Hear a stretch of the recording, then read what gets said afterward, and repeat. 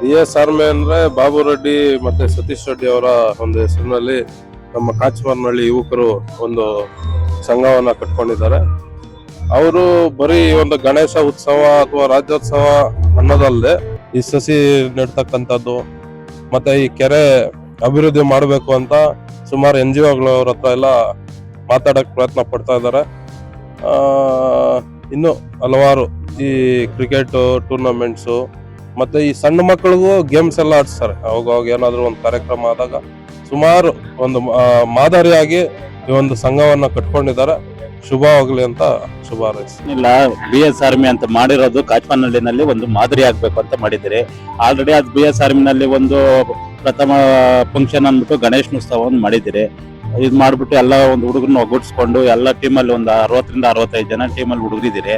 ಎಲ್ಲಾರ್ದು ಹುಡುಗರಿಗೂ ಒಂದು ಮಾದರಿ ಆಗ್ಬೇಕು. ಅವ್ರಿಗೇನೇ ಒಂದು ಕಷ್ಟ ಬರಲಿ ಸುಖ ಆಗ್ಲಿ, ಒಂದು ಟೀಮ್ ಅನ್ನೋದು ಒಂದು ಬೆನ್ನೆಲುಬು ಅನ್ನೋದು BS ಆರ್ಮಿ ಎನಿ ಟೈಮ್ ಅವ್ರ ಜೊತೆ ಇರುತ್ತೆ.